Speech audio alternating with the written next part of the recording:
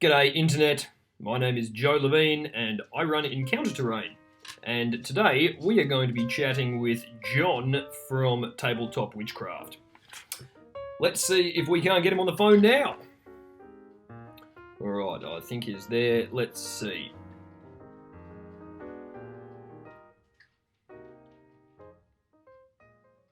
Hey Joe, can you hear me?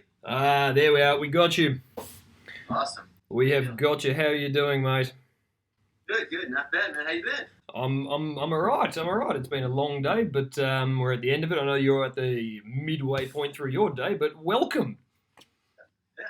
Welcome. So, ladies and gentlemen, John from Tabletop WitchCRAFT. How you doing, buddy? Good. Not bad.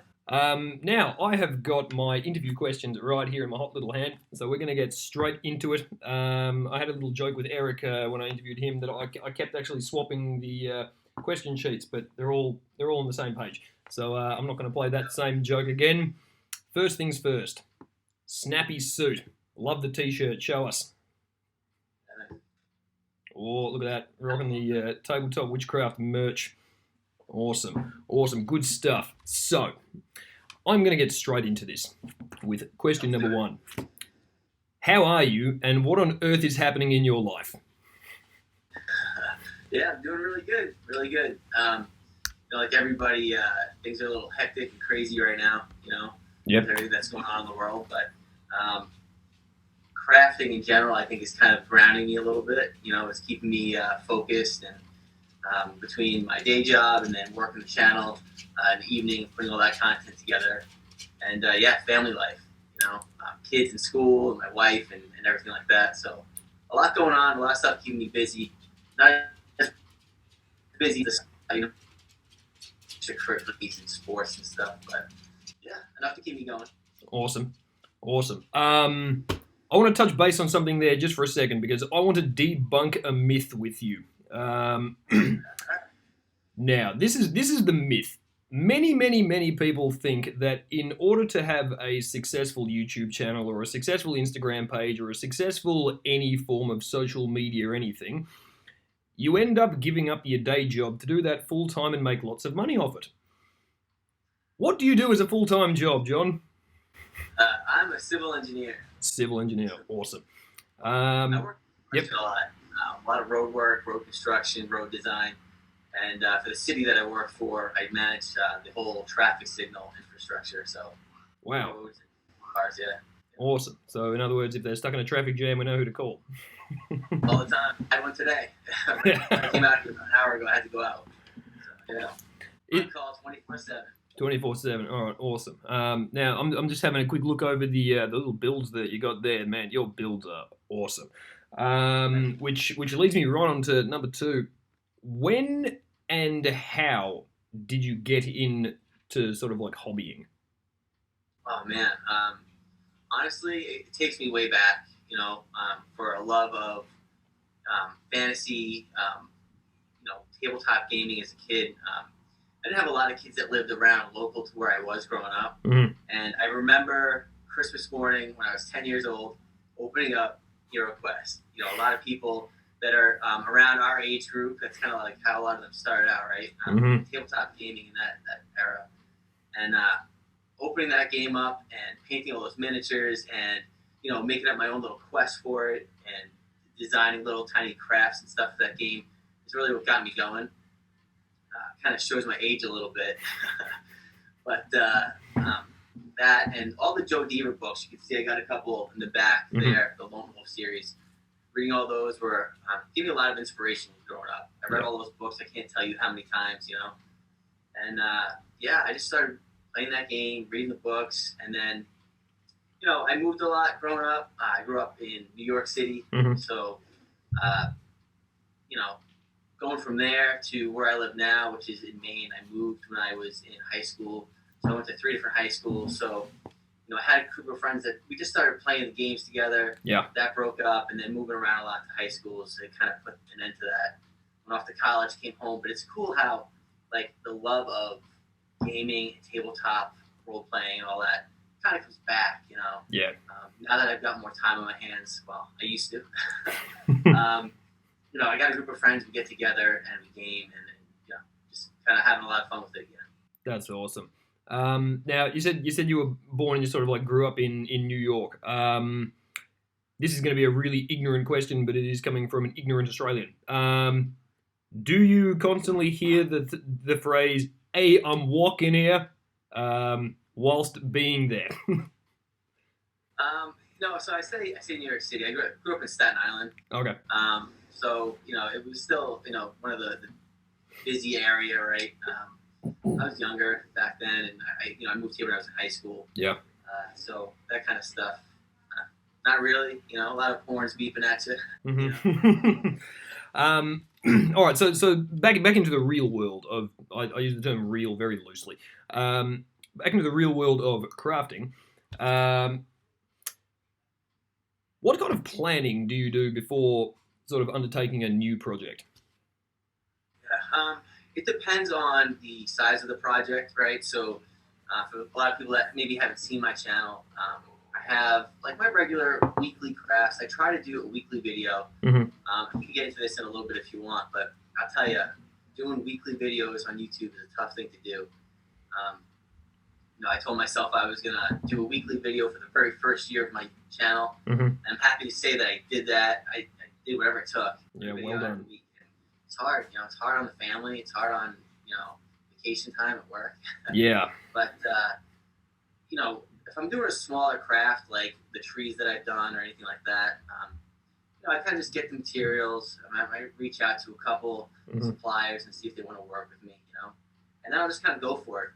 Do a little research online, see some autumn pictures, which is what I did for my fall trees video, stuff like that. But when we're talking the haunted house, the castle, the Coliseum, that kind of stuff, or even a lot of my buildings, this is where the civil engineer comes out at me. I like to design everything in CAD. Yep. So, it usually takes me probably, I'd say 20 hours of design work. Wow, okay. For the tavern, the windmill, stuff like that. The haunted house, what happens is I'll get the idea, and then I'll sit down and I'll sketch it out on paper, and then I'll take that sketch work, I'll put it in front of me, and then I'll have the computer in front of me and I'll start designing it in CAD. And that usually takes about 35 hours of work, at least, for something that big. Yeah. And it's cool because I can rotate it, I can turn it around. That way I have a solid plan, and I know that what I'm building is actually going to work, and I'm not going to get stuck on a circular, like a tower on one corner of the build or something like that. Which that happens, and you just make corrections on the fly. But when that happens to me, I'll make a correction on my plan, then I'll go back to my computer, and I'll change, make as-built changes. So even the plans that a lot of people see in my video, if they purchase them, in the description below my videos, they might be a little bit different than what you see in the video, because I'm correcting them as I go. So yeah, because you make all of your builds, or the majority of your big builds anyway, you make all the plans available for people that are part of your Patreon or that sort of thing, don't you? Yeah, I've got different tiers on Patreon. I've got 4 different tiers that people could join. A tier that gets you all of my plans, I email them directly to my patrons. Okay. Is my contractor tier. So, I saw that today. I had a little sneaky peek there today. And I've had a look at quite a few people's Patreons. Now, Patreon is a really hard one to gauge for sort of new crafters and new people wanting to get into Patreon, just because people find it really hard to value themselves. I am not going to be doing any advertising here, but I felt that your tier levels were really appropriately priced for what I feel people would be comfortable with paying sort of on a monthly thing for what they're getting.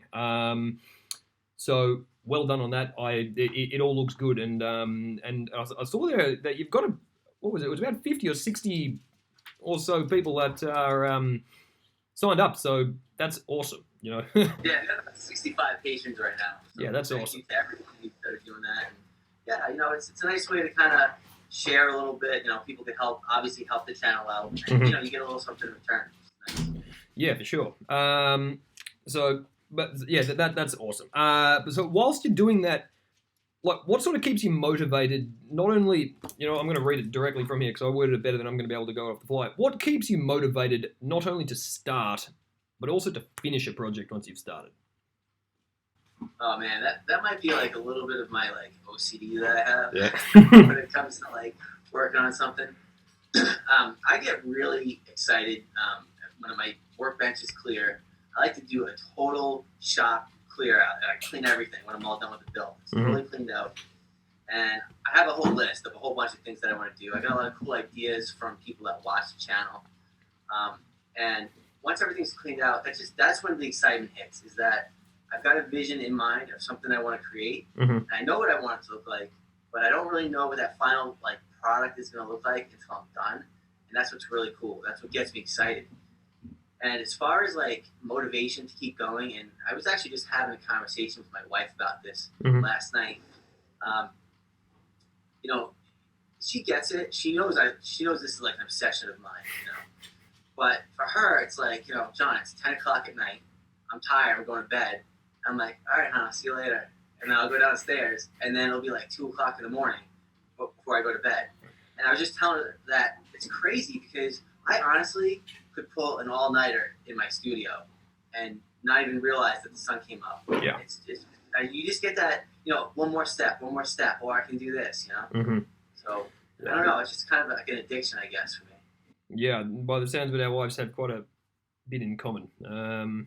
It's always like, okay, I'm going to bed, I'll see you in the morning, and then at about 2:30, you sort of roll into bed thinking, oh, that was, maybe I could have cut that off about an hour ago, but maybe I could have done an extra 3 hours, who knows? Tell me about it. Yeah, gee whiz, and well done for them for putting up with us, to be totally fair. I know. My wife, I couldn't do this without her, seriously. The amount of stuff that she does to keep everything else going. Because I think back to before I had my channel, and, you know, I was able to help out a lot more, you know? Yeah. I still do, but it's, you know, before work in the morning, if I poured resin the night before, I might run downstairs to check out that work. I might come downstairs and Mod Podge something so that can, you know, cure for me and be all set, so that when I finally do come down at 9 or 10 o'clock at night, it's ready for me to keep moving, you know? Yeah, no, that I get. And so let me just firstly acknowledge all the wives and partners, husbands, everyone that is a partner to anyone like us. We apologize on behalf of all of us, but thank you. It's because of you guys letting us do this that we get to do this. Now, straight back into the building. Is there any piece of equipment that you cannot hobby without? Yeah, I'm looking at them all. You know, a lot of people know me as using the Proxon quite a bit. You know, I like to dabble in a lot of different things. Growing up, it was, you know, pen and paper, pencil, painting, acrylics, oil, sculpting, you name it. I loved all different media, right? But this one, I guess the main media that I use, right, is XPS foam. And for a lot of the different cuts and the detail work that I like to do, the Proxon. Definitely got to do the Proxon. You know what, I'm going to try one of them at one point. They seem really interesting, and just all those like tiny little thin cuts that you can get, really, like, because the foam that I use, you know, you can't cut with a hot wire cutter, so because there's a super dense fire rated insulation. I noticed all that stuff they use. It looks interesting to have to work with. It's a fun. It's called PIR foam. It's a fun one to work with. I don't think that they have it over in the States, just because I was about to say it's not cold enough, but it is definitely cold enough. But that's not important. Let me see here. This thing we've already sort of gone through this, but I'll ask it anyway just because I've written it down. It says here, if you run into a large problem, do you scrap it and start again, or do you? Well, I'm talking about a serious problem, or do you try and figure out a way to make it, you know, work? Okay, so I guess it would depend, right? As a YouTube content creator, it's really taught me to adapt and overcome when you find an issue, right? Yeah. Because you're sort of on a time schedule, really. When I was on a weekly video schedule, you don't have time to halfway through a project to start over. You don't have that. You know, and again, I'm a civil engineer, so the whole problem-solving thing is something I really enjoy doing. Yeah. But a really good example of that would be the video I put out this week. I had a cave exit video that I did. I saw that one with the little light on the inside. Yeah. And I had this whole idea of using and making a little light box, put a balloon light in to, backlight a little scene that I drew. Mm-hmm. And I had the whole design, had the cave exit sort of built already, and then here I am with this little exit light box, and it just wasn't working. It wasn't going to look good. I had no way of like concealing it. Mm-hmm. So I scrapped that on the fly, sat back for a minute, looked at the materials I had, boom, came up with a solution, just kept moving. Yeah. And I explained it in the video. And that's a perfect example of what we talked about earlier, about some of the plans that you see in the video might not be the ones that you get, because initially in the video, it was my plans for that little light box. Yeah. And then I scrapped that. I went back to the computer, changed the design around a little bit, and then for the rest of the video, those are the plans that you saw. So yeah.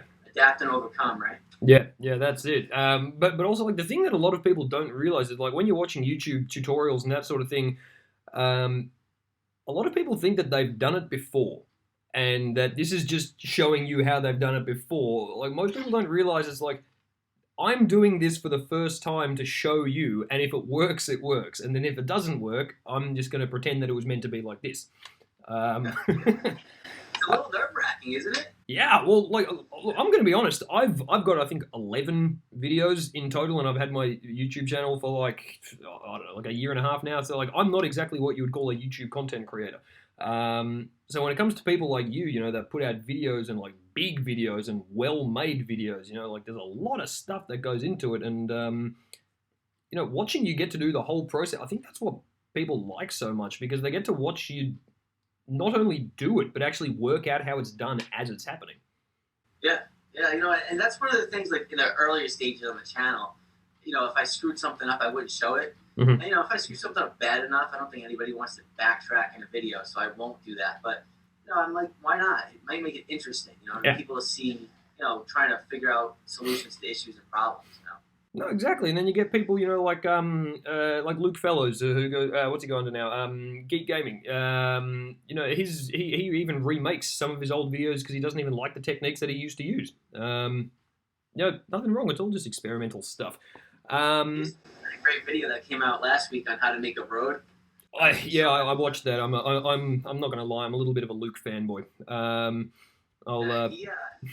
He's a great guy, Luke. He was one of my first subscribers to my channel. Oh, really? And yeah, probably maybe even my first, to be honest, because I was chatting with him before I even had my channel up about camera gear and stuff like that. Mm-hmm. What an awesome guy, really. Just to be able to, he spent so much time just explaining things to me. And so big shout out to Luke. Yeah. Well done on your road if you watch this one, because like I said, I do that for a living. It looked awesome.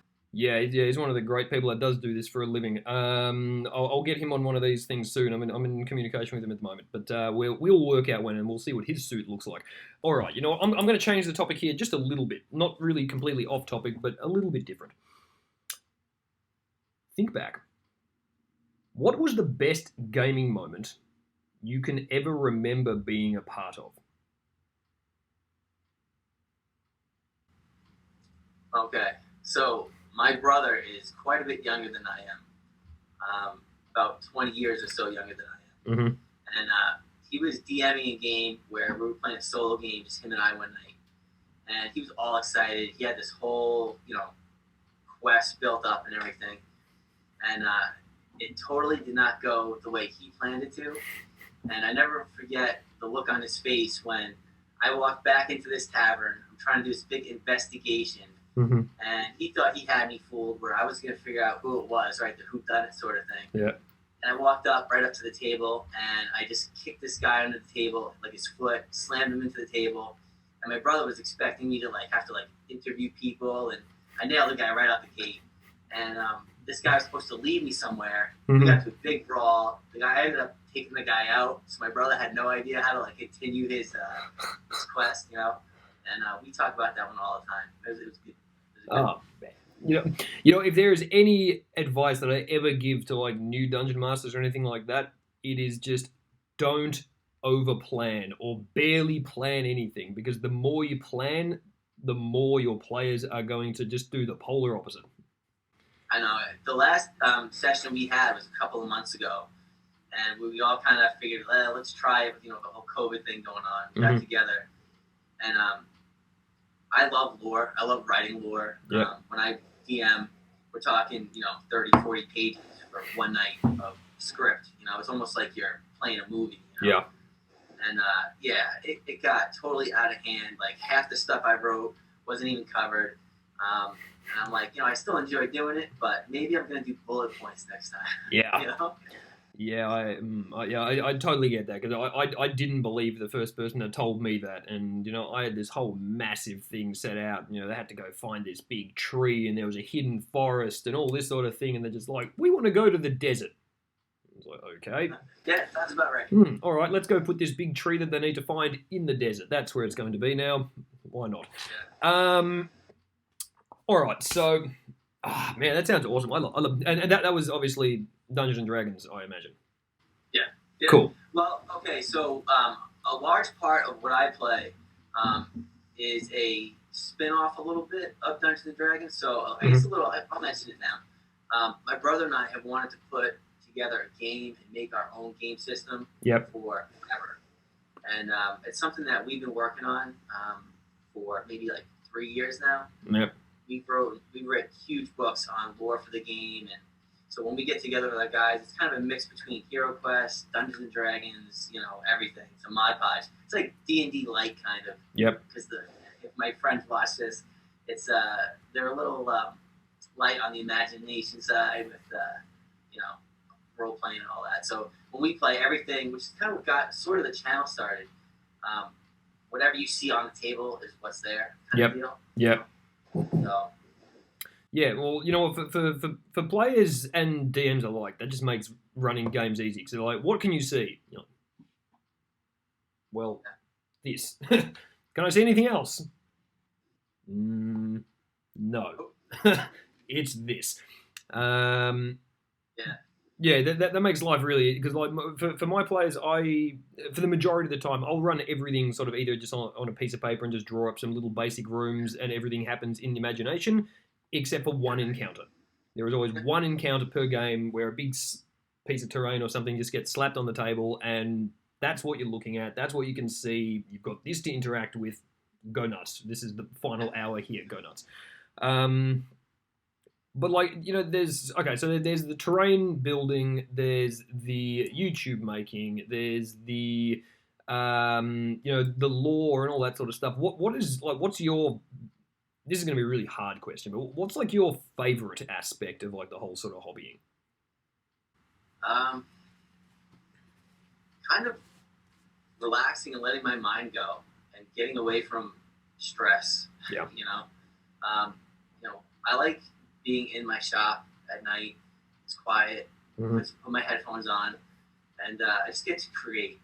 That's what I like doing. And then really, it's sharing it with my friends, having them sit around the table, and just experiencing, all the hard work, but experiencing, something that I had in my mind and seeing how they play through it and how they interact with everything. Yeah, I like that a lot.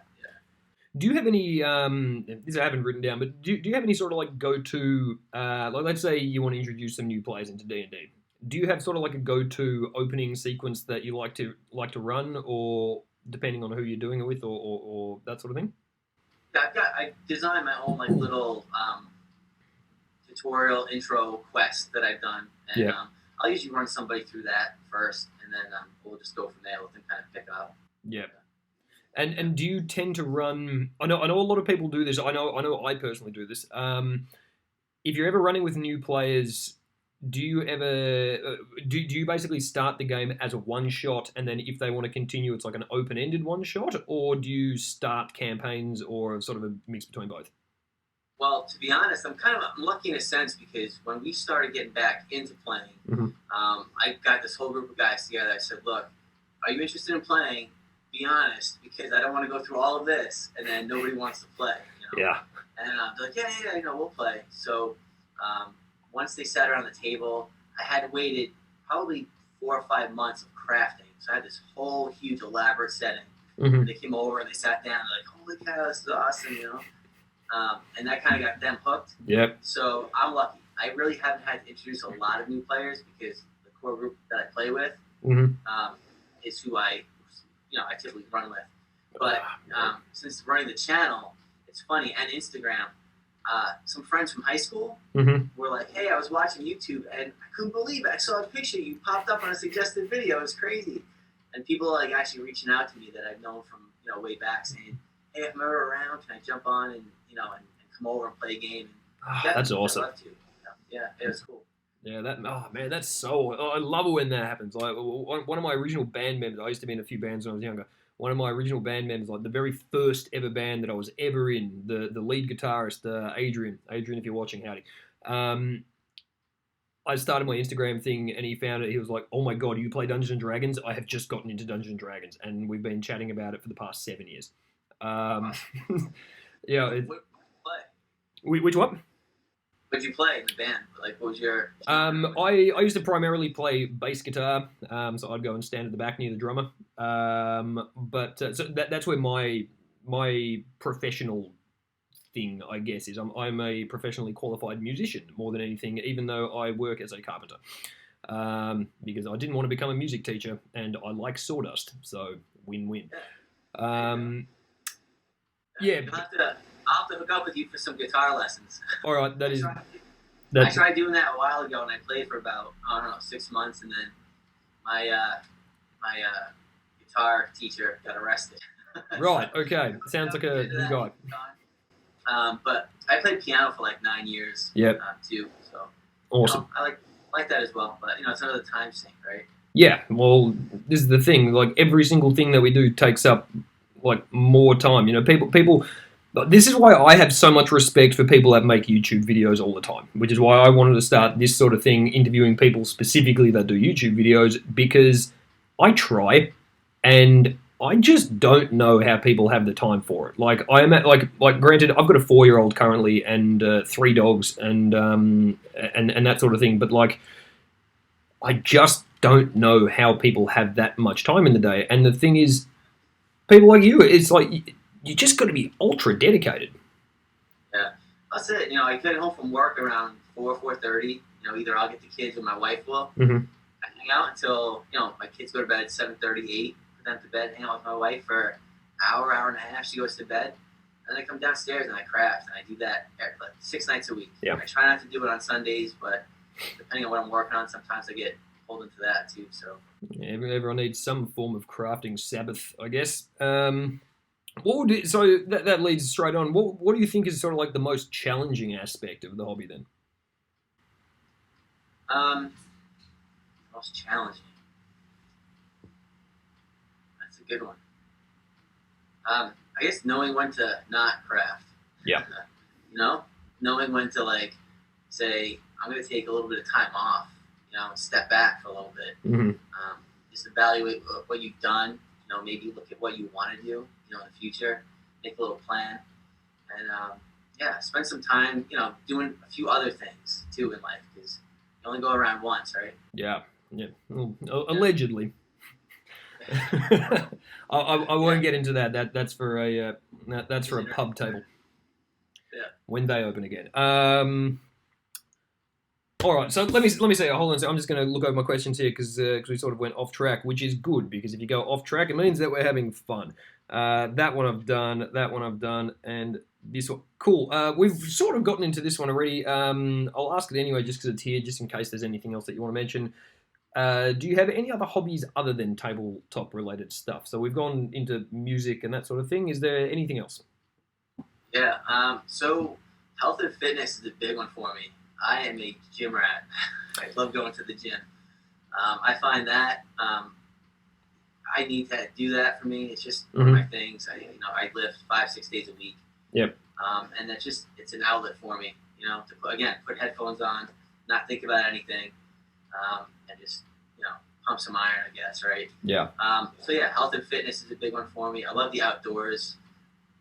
Like Eric, I did jiu-jitsu and martial arts. I did for 11 years. Wow, okay. So, I got my black belt in that. So, I have a big love for that. That had to kind of take the back burner when I had my kids. But, my daughter is 10, my son's 8. Yep. So, they're now going to the same dojo where I went. Awesome. It's really cool. Yeah, so I can kind of roll with them a little bit. I'm teaching them. So, it's kind of cool to see the whole thing full circle, Yeah, man, that's awesome. I could, you know what? I've never actually asked you, even though, like you mentioned this afternoon, just while we were, remembering that this thing was happening. You mentioned that we've now been sort of like in communication for over a year, which I think is awesome. Because I think I think I found you on Instagram. I think we first sort of linked in, and I think your YouTube channel at that time I think had about 200 or 300 people on it,